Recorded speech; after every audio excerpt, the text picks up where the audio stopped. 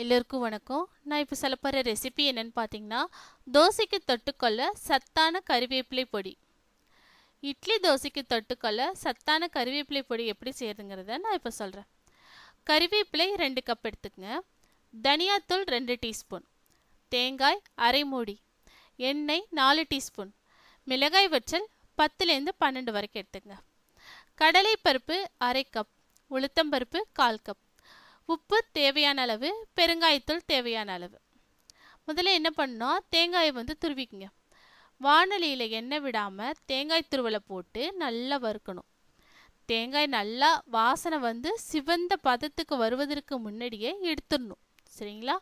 அடுத்ததா வெறும் வாணலியில் தனியாவை போட்டு வெடிக்க வறுக்கணும். இதுவும் நல்லா மணம் வரும் வரைக்கும் சிவக்க வறுத்துட்டு அதையும் எடுத்துடணும். அடுத்ததா வாணலியில் எண்ணெய் விட்டு மிளகாய் வற்றலை சிவக்க வறுத்து எடுக்கணும். அடுத்து கருவேப்பிலை, கடலைப்பருப்பு, உளுத்தம்பருப்பு, உப்பு, பெருங்காயத்தூள் சேர்த்து நல்லா வதக்கி எடுத்துருங்க. வதக்கி எடுத்துட்டு பருப்புலாம் இருக்குது பார்த்தீங்களா, அது பொன்னிறமாக சிவக்கும் வரைக்கும் நல்லா வறுக்கணும். அப்போ தான் நல்லாயிருக்கும். இதுக்குள்ளே கருவேப்பிலை நல்லா ஒரு மாதிரி முறுமுறுன்னு ஆயிரும். அதோட ஈரப்பதம்லாம் போய் முறுமுறுன்னு ஆயிடும்.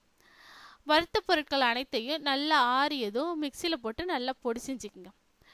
ஸோ இது சூப்பராக இருக்கும். சத்தான கருவேப்பிலை பொடி இப்போ ரெடி ஆயிடுச்சு.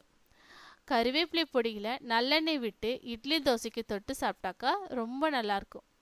இதை சாதத்தோடு கூட நெய் விட்டு சூடாக கலந்து சாப்பிடலாம். இட்லி தோசைக்கும் தொட்டுக்கொள்ளலாம். இது நீங்கள் செஞ்சு ஒரு டப்பாவில் ஏர்டைட் கண்டெய்னரில் வச்சுட்டிங்கன்னு வச்சிங்களேன், அது குழந்தைங்களுக்கு ஸ்கூலுக்கு கூட யூஸ் ஆகும். ரொம்ப டேஸ்டியாகவும் இருக்கும், ரொம்ப ஹெல்த்தியானது கூட. ஓகேவா? இந்த ரெசிபி நீங்கள் ட்ரை பண்ணி பாருங்கள்.